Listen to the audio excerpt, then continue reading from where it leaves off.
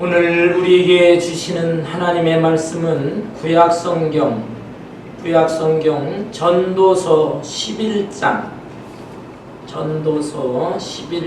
1절에서 10절까지의 말씀입니다. 구약성경 958페이지 전도서 11장 1절에서 10절까지 전체의 내용 제가 한 절, 여러분 한 절 교독하겠습니다. 너는 내 떡을 물 위에 던져라. 여러 날 후에 도로 찾으리라.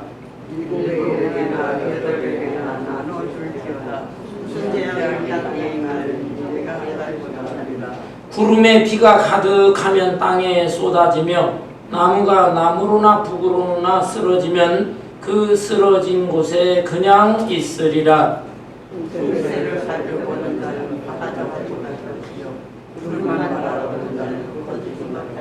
바람의 길이 어떠함과 아이 벤 자의 태에서 뼈가 어떻게 자라는지를 내가 알지 못함 같이 만사를 성취하시는 하나님의 일을 내가 알지 못하느니라. 이것이 안 되는지 저것이 안 되는지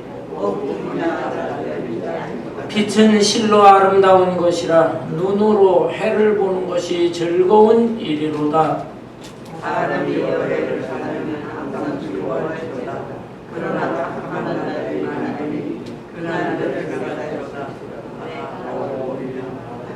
청년이여 내 어린 때를 즐거워하며 내 청년의 날들을 마음에 기뻐하여 마음에 원하는 길들과 내 눈이 보는 대로 행하라. 그러나 하나님이 모든 일로 말미암아 너를 심판하실 줄 알라. 악이 내 몸에서 물러가게 하라. 어릴 때와 검은 머리의 시절이 다 헛되니라. 아멘. 지금으로부터 47년 전 1977년에 불확실성의 시대라고 하는 그 유명한 책이 출간된 적이 있습니다.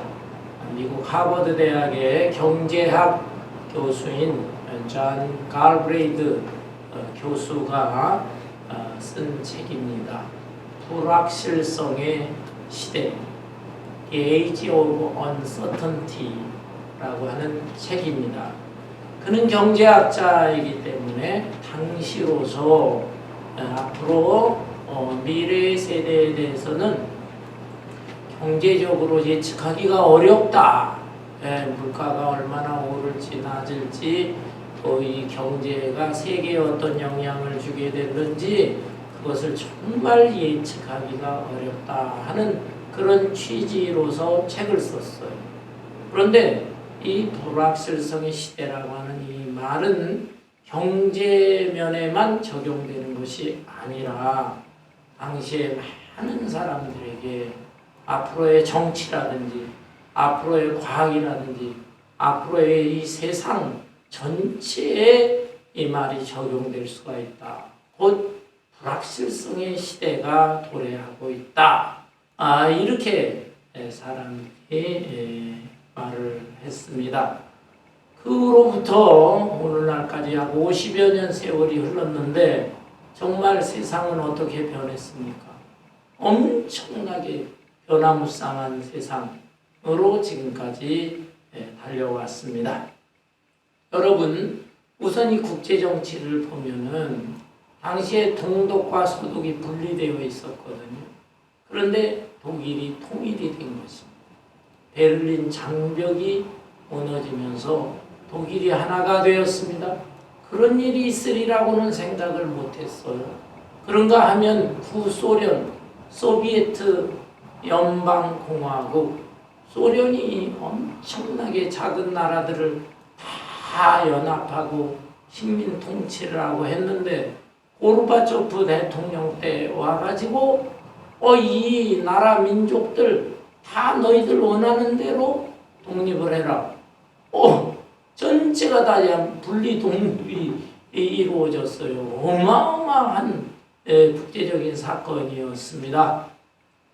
그런가 하면은 중국에서는 등소평이라고 하는 이 걸출한 인물이 나타났습니다. 키는 정말 너무너무 작은 사람인데 그 마음속에 품은 생각이 엄청나게 컸던 것 같아요.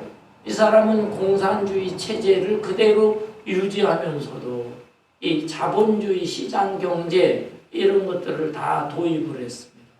그래서 정말 미개인 나라처럼 어렵게 살더니 중국이 급속도로 경제적으로 발전을 해서 지금 세계 최강국 미국과 경쟁을 하는 이런 나라가 되고 말았습니다. 그런가 하면 과학적으로는 어떻습니까? 과학적으로 컴퓨터가 그 전에 있기는 했어요. 50여 년 전에 존재하기는 했지만 빌 게이츠라는 사람이 마이크로소프트라고 하는 회사를 창설해가지고 나는 이 모든 세계인의 가정에 책상마다 그 책상마다 퍼스널 컴퓨터, 개인용 컴퓨터를 놓게 만들 것이다.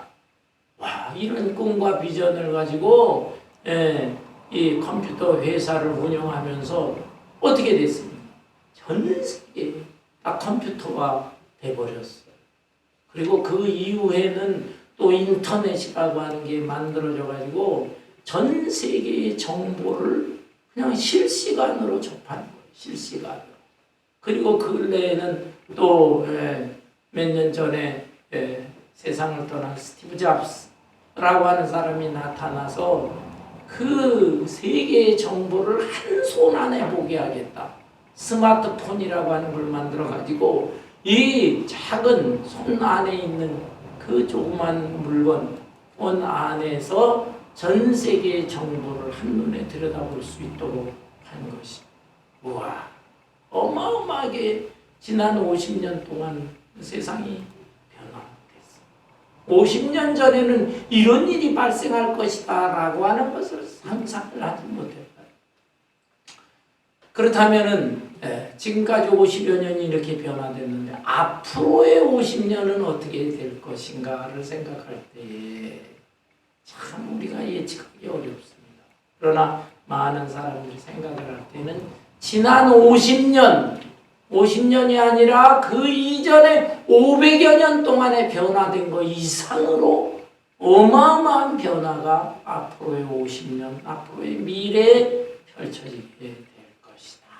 이렇게 짐작은 하고 있다라는 것입니다. 그러나 정확하게 어떻게 변화될지, 이 변화가 우리 인간에게 유익이 될지 아니면 두려움이 될는지 그것은 우리가 정확하게 알 수가 없습니다. 우리는 여전히 불확실성의 시대를 살아가고 있는 것입니다. 이러한 시대를 살아가면서 우리는 정말 어떻게 하면 지혜롭게 살 것인가, 이거에 대해서 염려도 있고 또 생각도 하게 되고, 그 길이 있다면 우리는 그 길을 가야 될 것입니다. 오늘의 본문 말씀, 이 말씀은 하나님께서 이스라엘의 왕 솔로몬에게 계시로 주신 것을 솔로몬이 인생 노년에 기록한 말씀입니다. 솔로몬은 인생의 부귀영화라고 하는 것을 다 누려본 사람이에요. 많은 경험을 했어요. 희로애락에 대한 경험도 있어요. 거기에서 깨달은 것이 있습니다. 그리고 자신의 인생의 깨달음, 경험, 이것만을 기록한 것이 아니라 그 모든 것을 하나님께서 감싸시면서 하나님의 계시를 주신 것이죠. 그 계시에 입각해서 이 전도서를 기록을 했는데, 오늘의 이 본문 말씀은 우리가 한 인생을 살아가면서 또 불확실한 세상을 살아가면서 변화무쌍한 세상을 살아가면서 어떻게 살 것인가, 어떻게 사는 것이 지혜로운 인생인가, 이것을 가르쳐주는 말씀입니다. 우리는 어떻게 살아야 될까요? 첫째는 베풀면서 살라는 것입니다. 불확실하고 미래에 대한 불안한 마음이 있을 때 우리는 다른 사람에게 베풀고 나눠주기보다는 내가 자꾸 움켜쥐려고 해요. 내가 어떻게 해서든지 하나라도 더 모으고 그것을 그저 킵하려고 합니다. 그리고 내 가정이나 내 창고나 쌓아두면서 살아가려고 합니다. 그걸 의지하면서 살아가려고 하는 것이죠. 그러나 하나님께서는 어떤 면에 반대의 말씀을 하시고 있습니다. 베풀고 나눠주면서 살아라. 여기 1절을 볼까요? 너는 내 떡을 물 위에 던져라. 여러 날 후에 도로 찾으리라. 예. 자신의 떡을 물 위에 던진다. 흐르는 강물에 던질 때 그것을 도로 찾을 것이다 생각하는 사람은 없을 것입니다. 자신이 떡을 던져서 그 떡이 강물에 어딘가 흘러가는데 그거를 내가 어떻게 도로 찾겠습니까? 그것은 거의 불가능한 것입니다. 그래서 그것을 기대하지 않는 것이죠. 그런데 하나님께서는 여러 날 후에 도로 찾게 될 것이다 라는 것입니다. 이 말씀은 무슨 뜻이냐? 여기에 물 위에 던진다는 것은 내 주변에 있는 사람들, 내가 만나는 사람들, 내가 아는 지인이 아니라 전혀 모르는 사람일지라도 그런 사람들에게 내 가진 것을 베풀면서 살아라. 그래야면 언젠간 네가 도움을 받을 날이 있을 것이다. 이런 말씀이에요. 여기 2절에 보면은 7에게나 8에게 나눠줄지어다. 무슨 재앙이 땅에 임하는지 내가 알지 못함이니라. 7, 8사람, 많은 사람이다 이 말이에요. 자기가 아는 사람, 기껏해야 자기 가족이나 자기 일가 친지나 자기의 절친한 사람이나 뭐 이런 사람들에게만 조금 선심 쓰듯이 할 것이 아니라 모르는 사람일지라 이런 사람들에게 베풀고 나눠주어라. 그리하면 언젠가는 그것이 다 돌아오게 될 것이다 라는 말씀이에요. 아울러서 3절에 보면 구름에 비가 가득하면 땅에 쏟아지며 나무가 나무로나 북으로나 쓰러지면 그 쓰러진 곳에 그냥 있으리라. 당연한 것이죠. 구름에 비가 가득해요. 그래서 시커먼 구름이 되게 되면 비가 쏟아질 수밖에 없어요. 또 나무가 쓰러집니다. 나무가 나무로 쓰러지고 북으로 쓰러지고 하게 되는데 나무가 저절로 일어나거나 움직이거나 할 수는 없는 것입니다. 이거와 마찬가지로 너도 이제 한 인생을 살게 되는데 젊었을 때가 있고 늙을 때가 있다. 또 그냥 늙는 것이 아니라 병들어 늙고 그러다가 쓰러질 때도 있는 것이다. 어떤 면에 인생이라고 하는 것은 편안하지 않고 불의의 사고를 당할 수도 있는 것이다. 그렇게 되면 쓰러질 수밖에 없다. 그때 쓰러져서 네가 어떻게 네 힘으로 일어나겠느냐. 누군가의 도움을 받아야 되는 것이죠. 하나님의 도움도 받고 내가 베풀어준 사람들에 대한 그것이 또 도움을 받을 수가 있는 것이죠. 아울러서 여기 4절에 보면 풍세를 살펴보는 자는 파종하지 못할 것이요 구름만 바라보는 자는 거두지 못하리라. 아침에 나가서 씨를 뿌리게 되는데 씨 뿌릴 때 풍세를 본다 이 말입니다. 바람이 어느 쪽으로 흐르는가 날씨를 보게 되는 것이죠. 무작정 씨 뿌리면 안 되는 것이죠. 아울러서 씨가 자라서 곡식에 그 열매가 맺히고 과일의 열매도 맺혀요. 수확할 때가 됐는데 수확할 때도 아무 날이나 나가가지고 수확하면 안 되잖아요. 그래서 그 날씨를 봐가면서 구름을 바라볼 때 비가 올 것 같은데 그러면은 그 수확을 하면은 안 될 거 아니겠습니까? 자, 이런 것을 다 계산해서 인생은 살아가게 됩니다. 그렇지만 일기예보가 다 정확한 것은 아니에요. 일기예보 맞는 확률이 75%에서 80%만 맞으면 아주 엑설런트한 일기예보라고 합니다. 안 맞을 때가 꽤 많은 것이에요. 따라서 이 말씀은 무슨 말씀이냐? 우리가 다른 사람을 도울 때 계산하면서 돕지 말라는 거예요. 내가 지금 이렇게 계산하면 언젠가 저 사람이 나한테 보상을 해주겠지? 이런 걸 계산해 가면서 이게 베풀고 나눠주는 것이 아니다 이 말이에요. 그냥 그저 사랑의 마음으로 좋은 마음으로 돕게 된다고 하면 거기에 시원하게 하나님께서 개입하여 주시면서 자기가 도움을 받을 때가 있는 것이다. 이런 말씀.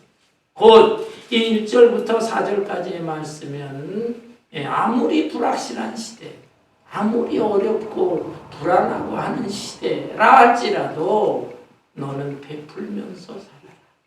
나눠주면서 살아라. 그것이 지혜로운 인생이다 라는 말씀이에요. 여러분 지금으로부터 오래전이에요. 한 140~150년 전인데 그때 미국의 동부에서 공부를 하는 한 학생이 아르바이트를 하면서 생활을 하게 되었다고 합니다. 가정은 아주 부유한 가정이에요. 그런데 자기가 대학과 또 대학원 공부를 하는데 내 노력으로다가 돈을 벌면서 공부를 하겠다. 그래서 아르바이트를 하면서 생활을 하게 됐습니다. 집집마다 다니면서 세일즈를 간단한 물건을 팔면서 하는데 그날따라 물건을 하나도 팔지를 못했어요. 호주머니에 돈은 동전 하나만 가지고 나왔다고 합니다. 이러는 가운데 저녁 때가 되었어. 너무 배가 고파요. 근데 그 동전으로 빵을 사 먹을 수 있는 처지가 아니었다는 것입니다. 그래서 어느 시골집인데 한 집에 문을 두드렸어요. 두드렸더니 거기에 예쁜 어린 소녀 아이가 하나 나왔습니다. 그 소녀에게 부탁을 합니다. 내가 지금 너무 배가 고프고 목이 마르니 물 한 잔을 줄 수가 있는. 그랬더니 그 소녀가 이 청년의 상태를 알아봤어요. 그리고는 얼른 부엌으로 들어가서 큰 컵에다가 우유 한 잔을 가지고 왔습니다. 그 우유를 마시고는 이 청년은 내가 가진 것은 동전밖에 없는데 이 동전을 받으라 했습니다. 그러자 그 소녀는 웃으면서 우리 엄마가 나에게 가르치기를 친절을 베풀 때에는 대가를 바라지 말고 친절을 베풀라 이렇게 가르쳤습니다. 그냥 가셔도 됩니다. 웃으면서 얘기를 했어요. 그래서 너무 고맙다고 땡큐 하면서 그 집을 나왔습니다. 그리고 세월이 흘렀어요. 10몇 년의 세월이 흘렀습니다. 이 소녀는 이제 결혼도 하게 되고 또 임신도 하게 되었습니다. 그런데 배가 어느 날 너무 아픈 거예요. 네, 아마 뱃속에 종양이 생겼던 것 같습니다. 그래서 그 시골에서 시골병원에서 해결할 수가 없고 볼티모어에 있는 큰 병원으로 가게 되었습니다. 병원에 가서 거기서 의사들의 수술을 받고 잘 회복이 되었어요. 건강을 되찾은 것은 감사한 일이지만 엄청난 수술비 이걸 어떻게 감당할까 두렵게 되었습니다. 그런데 거기에 담당했던 의사 하나가 쪽지를 써줬어요. 부인의 건강 회복을 축하합니다. 그리고 그 수술비에 대해서는 염려하지 마십시오. 이미 10몇 년 전에 당신은 우유 한 잔으로 다 갚았습니다. 그리고 밑에 닥터 하워드 켈리라고 하는 글이 있습니다.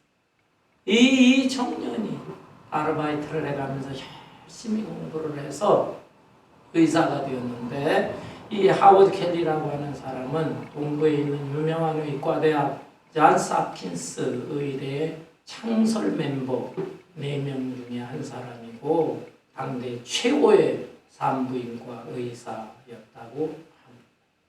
여러분, 정말 그 작은 친절 하나가 그렇게 세월이 흘러서 다시 자기에게 큰 도움으로 오게 될지 누가 알겠습니까? 그런데 이 하나님의 오묘한 섭리로 이런 일이 생겨나게 된 것이에요.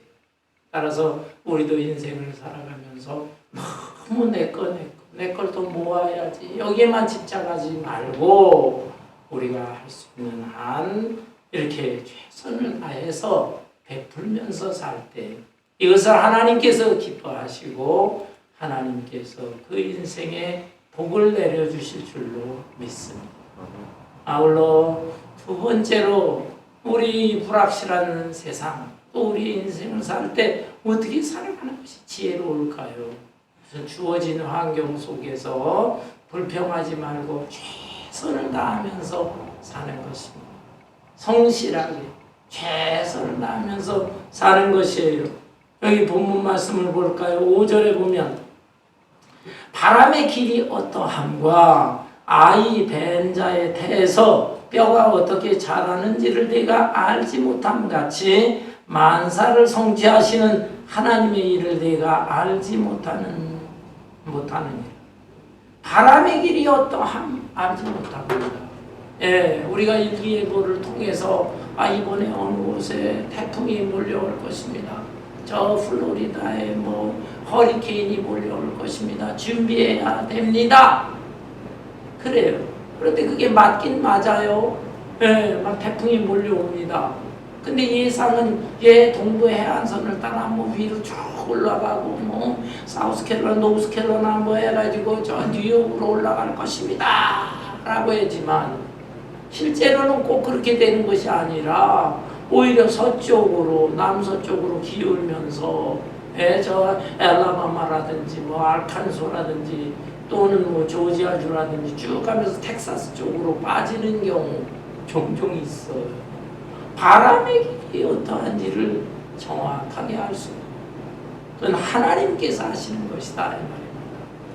아울러서 그 아이 된 자의 태에서 뼈가 어떻게 자라는지를 모른다. 그렇죠? 여자가 임신을 해서 어린아이가 뱃속에서 9달, 10달 지내게 되는 것입니다.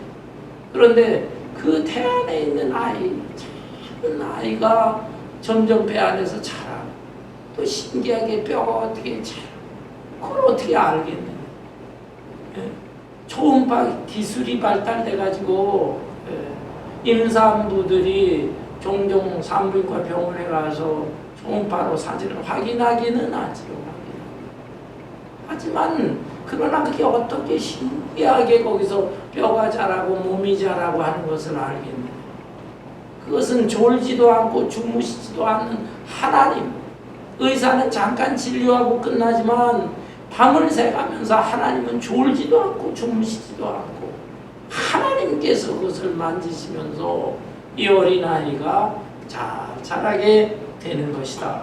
곧 하나님께서 하시는 것이다. 내가 알지 못함 같이 만사를 성취하시는 하나님의 일을 내가 알지 못하는 도다. 사람이 할 수 있는 일이 있고 하나님만이 할 수 있는 일이 있다는 것이에요. 사람이 할 수 있는 일에 대해서는 최선을 다하고 그러나 그 나머지 사람의 힘으로 안 되는 것은 하나님께 맡겨야 되는데 모든 사람들은 그냥 하나님이 할 수밖에 없는 것 자기 힘으로 도저히 불가능한 것 그것까지 그냥 끌어안아요. 다 끌어안고 염려 고민을 하고 자기가 이렇게 할까 저렇게 할까 자기 머리를 굴리면서 살아요. 어리석은 거죠. 반면에 그렇다고 자기가 할 수 있는 일이 있네요. 그러는데 하나 하지도 않아. 그리고 하나님이 알아서 해주겠지. 그저 감나무 밑에 누워서 감 떨어지기만을 바라는 그런 자세로 살아가는 사람. 믿음 좋다는 사람들 중에 이런 사람들이 많아요. 자기는 일을 안 해. 하나님이 다 알아서 해주실 거야. No. 사람의 할 일, 마이 파트가 있고 또 하나님이 하셔야 하는 일, his 파트가 있고 my part, his part. 이것을 혼동하면 안 돼요. 그래서 하나님 나에게 건강 주시고 지혜 주시고 재능 주셨는데 그것을 가지고 최선을 다해서 일어나. 그런데 나머지 도저히 내 힘으로 인간의 힘으로 할 수 없는 분야에 대해서는 하나님께 맡기면서 하나님 도와주세요. 기도하는 자세로 사는 것이 바람직한 것이다 라는 거예요. 6절에 보면 너는 아침에 씨를 뿌리고 저녁에도 손을 놓지 말라. 이것이 잘 됐는지 저것이 잘 됐는지 혹 둘이 다 잘 됐는지 알지 못함이니라. 에이, 아침에 씨를 뿌렸으니까 알아서 잘 되겠지 하고 낮에도 별로 신경 안 쓰고 저녁 때도 별로 신경 안 쓰고 그러지는 말아라. 아침에 씨를 뿌렸고 낮에 나가서 물을 좀 더 줘야 되나? 내가 할 수 있는 한 신경 쓰면서 해야 돼요. 저녁 때 하도 혹시 비가 내리지 않나 어쩌나 어떻게 되나 또는 산짐승이 내려와서 이 씨 뿌린 것 또 농작물 다 해치지 않는가? 그것을 다 관찰을 하고 내가 할 수 있는 준비는 해놔야 된다. 그러나 그 나머지의 일 도저히 사람의 일로서는 할 수 없는 것들이 있어요. 그거에 대해서는 하나님께 맡겨라. 이렇게 살아가는 인생, 이것이 지혜로운 인생이다 라고 하는 것입니다. 여러분, 아울러서 7절을 볼까요? 7절에 보면 빛은 실로 아름다운 것이라 눈으로 해를 보는 것이 즐거운 일이로다.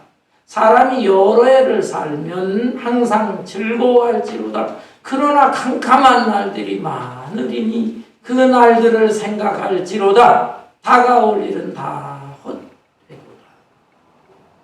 예, 빛이라고 하는 것은 아름답다. 곧 낮 시간, 낮에 있는 시간에는 즐겁게 살 필요가 있어요. 즐기면서 살아라. 그렇지만 항상 즐겁게만 살 수는 없다. 왜냐하면 캄캄한 날이 온다. 고난과 시련의 때가 오게 돼 있어. 인생이라고 하는 것은 어느 면은 리듬이에요. 리듬. 예? 아주 기쁘고 즐거운 날도 있는데 그것만 항상 있는 게 아니에요. 어떤 때는 또 고난과 시련, 그러다가 또 기쁘고 즐거운 날, 그러다가 또 엄청나게 힘든 날, 이런 날들이 이 주기적으로 오고 가고 할 수 있다 이 말이에요. 그런데 그러한 때에 캄캄한 날들이 온다. 캄캄한 날, 인생의 시련과 고난의 때도 말하지만은 죽음의 때를 말하는 것입니다. 죽음의 때. 그래서 젊은 시절에 아주 즐기면서 살지만 죽음의 때, 곧 하나님의 심판의 때를 생각하면서 살아라. 여러분, 우리는 베풀면서 살아야 되겠습니다. 또한 주어진 환경 속에서 최선을 다해서 살아야 되겠습니다. 그뿐만이 아니라 우리는 즐겁게 살지만 그 즐거움에 대한 책임을 져야 돼요. 그리고 하나님 앞에 설날 심판의 날을 생각하면서 살아야 되는 것입니다. 젊은 사람들은 자꾸 우리 한국의 노래 중에 노세 젊은 늙어지면 못 놀아 이런 노래가 있어요. 글쎄요, 그 말도 일리는 있습니다. 우리가 한 세상 살면서 맨날 일만 하고 맨날 힘들게 노력만 하고 어떻게 살겠어요? 젊은 시절에 공부 열심히 또 나이가 되어서 결혼을 하고 가정을 이루면 일을 해야 돼. 한평생 저 자식을 위해서 살아야 돼. 부인들은 부인들대로 남편과 아이들 위해서. 아이고, 한세나 그렇게 뭐 어떻게 살겠어요. 때때로 중간중간에 쉬기도 하고 안식하라 그랬잖아요. 안식도 필요하고 또 때로는 즐겁게도 살아야 되는 것입니다. 밝게 살고 명랑하게 살아야지. 예수 믿는 사람이 맨날 우울하게만 살고 땅이 꽉차면서 그렇게 살 필요 없어요.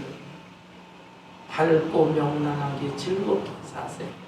그렇지만 그 즐거움이라는 게 뭐냐? 책임을 질 수 있는 즐거움으로 살아야 되는 것입니다. 예를 들어서 우리가 시간이 있을 때 좀 여행을 다닐 수가 있어요. 아름다운 경치를 보면서 좋네, 휴식을 취하구나. 그리고 내가 또 뭐 스포츠를 즐길 수 있어요. 스포츠, 뭐 축구나 야구나 구경하기도 좋고 또 실제로 하는 것도 재미있고 그렇게 살 수 있어요. 이런 것들은 부끄러울 게 없습니다. 왜? 예수님께서 지금 이 자리에 계신다면 어떡할까? 그걸 생각하면 됩니다. 예수님이 지금 내 앞에 계시다면 예수님 저하고 여행 좀 할까요? 하나님이 창조하신 이 아름다운 자연 우리 주님과 함께 구경하고 싶습니다. 우리 예수님도 좋지 좋아 그렇게 생각하실 거예요. 운동, 축구, 야구, 무슨 탁구 이런 거 하면은 주님 이거 너무 재밌습니다. 우리 한번 함께 같이 할까요? 좋지 그래 내가 남도 하고 게임도 하고 놀아보자 하실 수 있는 거예요. 그런데 즐겁게 논다고 하면서 그저 술 파티나 하고 또는 저 라스베가스 가가지고 도박이나 하는 거 좋아하고 자기 너무 즐겁다. 그런데 예수님께서 지금 그 옆에 계시다고 한다면 과연 그것을 인정해 주실까? 함께 좋아하실까? 술 파티 하는데 예수님이 함께 오셔가지고 같이 너도 한 잔 나도 한 잔 그걸 예수님이 원하실까? 도박을 하는데 주님이 이 도박 게임 너무 재밌어요. 돈도 많이 따요. 주님이 그 자리에 계셔가지고 야 그거 좋다 나도 함께 하자 그러시겠냐 이 말이에요. 이런 면에서 볼 때 내가 즐겁게 살지만 어떤 즐거움을 가지고 살아야 되느냐 잘 판단을 해야 될 것이고 그리고 반드시 언젠가는 하나님 심판대 앞에 서게 될 것이다. 그때 평가를 받는다. 이 점을 생각하면서 살아야 되는 것입니다. 여러분 20세기에 아주 신실한 목회자로 존경받는 목회자 로이드 존스라는 목사님이 계십니다. 목사님 영국의 웨스트민스터 교회 아주 그 전통 있는 유명한 교회 그 교회로 오랜 세월 목회하신 목사님이시 목사님이 세상을 떠날 날이 다가왔습니다. 제자 목사님들 또 일반 성도들이 많이 몰려왔습니다. 목사님을 위로합니다. 목사님의 임종의 모습을 봅니다. 그러면서 제자들이 말합니다. 목사님은 한평생 어떻게 그렇게 신실하게 경건하게 살 수가 있습니까? 목사님도 인간인데 재미있게 즐겁게 그렇게 세상 재미도 좀 느끼면서 살아보지 않으시고 그렇게 신실하고 경건하게 살 수가 있으셨습니까? 로이드 존스 목사님이 마지막 운명을 하시면서 이렇게 말씀했다가 나도 세상에 유혹을 많이 받고 또 세상에 쾌락을 즐기면서 살고 싶기도 해. 나에게도 부족함은 많다. 그렇지만은 나는 항상 이 날을 생각하면서 살아갑니다. 곧 이 죽음의 날 그리고 하나님 앞에 서서 평가를 받는 이 날을 매일 매순간 생각하면서 살아노라. 이렇게 답했다고 합니다. 여러분 제가 여러 해 전에 우리 미주에 있는 정확하게 어느 신문인지 기억이 안 나요. 일간 신문 그 칼럼을 쓴 것을 읽어본 적이 있습니다. 그 칼럼은 시한부 인생을 사는 사람이 쓴 글이에요. 암 말기인데 한 6개월 정도 시한부 남았다고 합니다. 그 사람이 그 일간신문에다 글을 써놓더라고요. 무슨 글을 썼나 제가 읽어보았어요. 나에게 이런 끔찍한 암 무서운 병이 걸렸다고 했을 때 나는 정말 괴로웠다. 미칠 것 같았다. 신이 있다고 한다면 어찌 나에게 이런 무서운 병을 줄 수 있는 거야. 한 50대 정도밖에 안 됐어. 나에게 왜 이런 병을 줬단 말이야. 너무너무 원망을 하고 자기의 인생에 한탄을 하고 했답니다. 그런데 시간이 좀 지났어요. 지나면서 차분하게 생각을 해보니 내가 죽는 거 그렇게 억울한 것은 아니구나. 왜냐하면 이 세상의 모든 사람들이 다 죽는다 이 말이에요. 너무나 평범하고 단순한 건데 그거 별로 생각하지 않고 살아온 거예요. 근데 가만히 생각해보니까 누구나 다 한 번 태어났다가 한 번 죽게 되어 있는데 내가 다른 사람에 비해서 조금 일찍 간다. 그거 하나다. 그래서 그거를 받아들이게 됐어요. 마음이 담담해지고 평온해지더라고요. 그런데 그 다음에 마음속에 불안함이 생기고 두려움이 생기는 것이 있는데 그것은 내 인생이 이거 죽음으로 끝나느냐? 기독교에서는 죽고 난 다음에 천국과 지옥이 있다고 하는데 내가 천국에 들어가질 못하고 영영한 지옥에 떨어지게 되면 어떻게 될 것인가? 그게 너무너무 무섭고 두렵더라고요. 죽는 게 두려운 게 아니라 내세가 있다는 거에 대해서 두려움이 몰려오더라. 그러면서 이 문제를 가지고 고민하고 씨름하게 되었는데 아는 사람들, 교회 다니는 사람들이 예수를 믿게 되면 죄의 용서를 받고 천국에 갈 수가 있다. 그래서 정말로 그럴 수가 있구나. 그럴 수가 있다. 너무 고마워. 그래서 예수님을 영접하게 됩니다.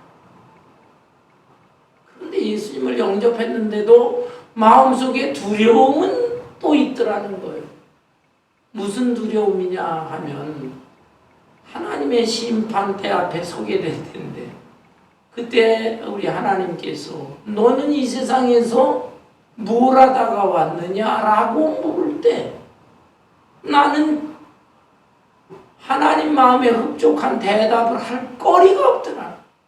기껏 산 것이 그저 내 한 몸 편안하게 살려고 애쓰고 또 기껏 해야 내 처자식 가족을 위해서 산 것밖에 없지 뭘 내세울 게 없더라는 내세울. 예수는 믿었다고 그러지만 내가 예수님을 위해서 교회를 위해서 하나님 나라를 위해서 한 게 없는 거예요. 그것이 자기를 두렵게 합니다.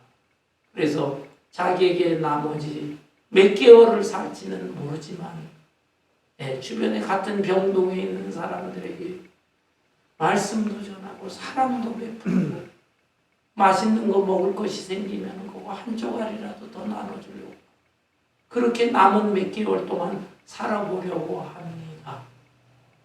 그게 칼럼의 내용이에요. 그분이 6개월 안에 죽었는지 더 이상 연장을 해서 살았는지 그건 모르겠어요. 그 글을 읽으면서 정말 우리가 다 아는 얘기지만 머리로 아는 얘기지만 실제로 그 사람은 죽음을 문턱에 두고서 이런 진지한 생각을 하게 되었다라고 하는 것입니다. 여러분 우리도 하나님의 심판 때 심판의 날 그것을 생각하면서 살아야 되겠습니다. 여기 본문 말씀을 다시 한번 보시고 그런즉 근심이 내 마음에서 떠나게 하며 악이 내 몸에서 물러가게 하라. 어릴 때와 검은 머리의 시절이 다 헛되니라. 젊은 시절 또는 나에게 아직도 주어진 생애 기간 동안에 재미있게 즐겁게 살아야 되지만 하나님 앞에서 평가를 받는다는 것을 생각하면서 책임있게 살아야 되는 것이고 그러나 너무 염려, 두려움, 근심 이렇게만 살 것은 아니다라는 것입니다. 내가 하나님의 자녀가 되고 또 하나님의 말씀을 아는 사람이니까 그 말씀에 따라서 살면 되는 거예요. 말씀의 핵심은 무엇인가? 성경에 많은 말씀이 있지만 제가 늘 강조하죠. 성경을 요약한다면 하나님을 사랑하라 이웃을 사랑. 내 마음을 다하고 목숨을 다하고 힘을 다하여 주 너의 하나님을 사랑하라. 이것이 첫째 되는 계명이요. 내 이웃을 내 몸처럼 사랑하라. 이것이 둘째 되는 계명이라. 이 계명 속에 성경의 모든 말씀이 포함되어 있는 것입니다. 여러분, 우리의 앞날이 어떻게 될까요? 또 인생의 미래가 어떻게 될까요?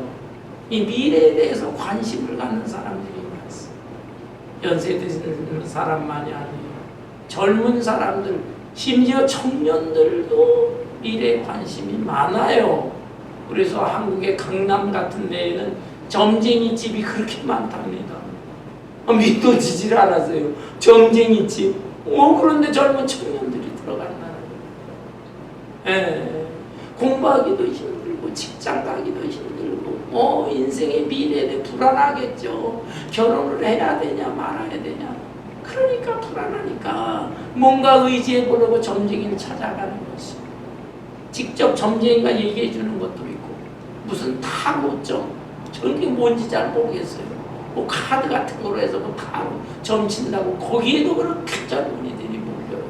컴퓨터로 뭐 점을 친다고 그럽니다. 미래에 대해서 불안한 거예요. 학문 중에 퓨처럴로지라는 게 있어요. 퓨처럴로지. 미래학. 미래가 어떻게 펼쳐질 것인가. 그거에 다 학문적으로 연구도 합니다. 앞으로의 시대가 어떻게 될 것인가. 정치, 경제, 사회, 문화, 과학. 많은 사람들은 대체적으로 예측은 합니다. 앞으로의 세대는 AI 시대가 될 것이다. Artificial Intelligence. 인공지능이라는 거예요. 인공지능이 벌써 개발돼가지고 여러 곳에 사용되고 있습니다. 어떤 음식점에 가면은요, 무슨 인형 비슷한 거 이런 거 돌아다녀요. 그러면서 음식 서브를 합니다. 한국 음식점에도 그런 곳이 지금 2군데 생겼다고 그래요. 갈비탕 주문하면 갈비탕이 나오고, 뭐 주문하면 육개장 시키면 육개장이 나오고, 척척 알아서 지가 정확하게 손님한테 배달해줍니다. 어떤 호텔에는 예쁜 아가씨 얼굴을 한 인형이 나타나가지고 전부 수납을 하는 거예요. 아니 그 인형 로봇가 다. 그리고 객실까지 가방이니 뭐니 이런 거 쫙 들고 안내해주고 그렇습니다. 그리고 자동차에도 인공지능이라고 하는 걸 탑재를 시켰어요. 샌프란시스코 어느 일부 구간에서는 지금 운전자 운전 안 해도 됩니다. 그냥 차가 지가 알아서 돌아다니는데 그것을 다른 도시에서 그것을 해야 될까 허락해야 될까 말까. 아니 LA에서도 이제 허락을 했답니다. 이제 LA에서 조만간에 이 LA 어느 구간에서 지금 운전자가 없이 또 뭐 택시 운전사도 없이 그거 그냥 올라타게 되면은 지가 알아서 다 돌아다니고 다 해주는 거예요. 와. 그런데 이 인공지능이 앞으로 이제 로봇 속에 막 들어가. 사람 모양을 한 로봇 속에 정확하게 들어가면서 사람하고 대화를 하는 정도가 아니라 그 지능이 인간의 지능을 능가하는 창의적인 지능으로 발전하게 된다. 그렇게 되게 되면은 어떻게 되겠어요? 사람이 그 로봇을 갖다가 컨트롤 안 하고 로봇 자체가 막 거부를 해요. 자기 독립심을 가지고 독립적인 행동을 하게 돼요. 이렇게 되게 되면 이제 인간과 이 로봇 간에 어마어마한 전쟁이 발생하게 될 것이다. 그런 시대가 불과 이제 얼마 안 남았다라고 하는 것입니다. 테슬라라고 하는 자동차 만들어가지고 세계 최고의 갑부가 된 일론 머스크라고 하는 사람이죠. 이 사람이 인간적인 꿈은 대단한 것 같아요. 이제 이 지구의 멸망이 얼마 안 남았다고 생각합니다. 그러니 지구인들을 갖다가 다른 우주로다가 옮겨야 된다. 그 우주선 로켓 이거 만들어내는데 엄청난 돈을 투자를 했어요.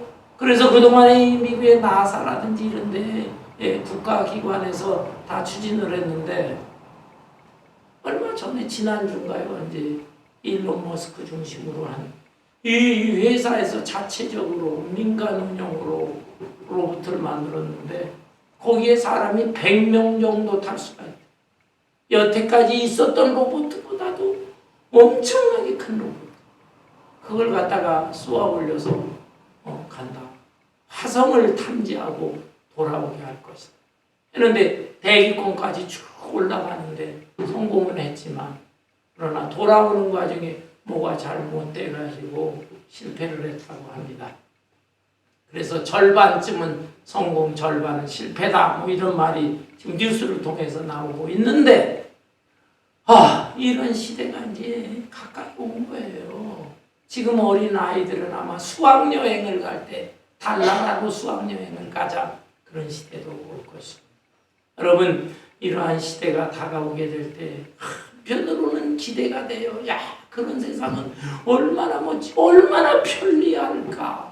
그러나 한편으로는 얼마나 무서울까, 얼마나 두려울까. 사람 이상의 지능을 가진 이 기계인간들이 돌아다닌다고 하는데, 심지어는 뭐 복제인간, 나와 똑같이 생긴 사람들 수백 수천 명을 만들어낼 수도 있다는 것입니다. 이런 세상이 앞으로 오게 되는가. 앞으로 이런 미래의 세계 시대에 나는 어떻게 살아야 되는가? 우리 인생은 어떻게 살아야 되는가? 많은 생각도 고민도 두려움도 있어요. 그러나 여러분, 사람들의 생각과 연구가 다 옳은 것도 아니고 정확한 것도 아니고 그대로 꼭 이루어지는 것도 아닌 것입니다. 하나님께서 이 어마어마한 우주를 창조하셨어요. 천지 만물을 주관하셨어요. 그리고 개인의 인생까지도 섬세하게 주관하셨어요. 사람의 머리털럭 하나까지도 다 알고 계시는 우리 하나님이 우리 우주와 인생의 주인이 되시는 것입니다. 그 하나님께서 말씀하셨어요. 전무후무한 지혜왕이라고 할 수 있는 솔로몬을 통해서 주신 말씀, 너는 불확실한 시대, 불안한 미래의 시대에 어떻게 살 것인가 염려할 것이 아니라 너는 베풀면서 살아라. 너는 그저 너무 많은 걱정과 고민하지 말고 주어진 환경 속에서 성실하게 최선을 다해서 살아라. 즐겁게 살지만 책임 있는 즐거움으로, 그리고 하나님의 심판대 앞에 서게 될 것이다. 이 점을 생각하면서 살아라. 이 말씀을 우리 마음속에 받아들이면서 정말 한 번 주어진 인생인데 지혜롭게 살아갈 수 있는 저와 여러분 되시기를 주님의 이름으로 축원합니다.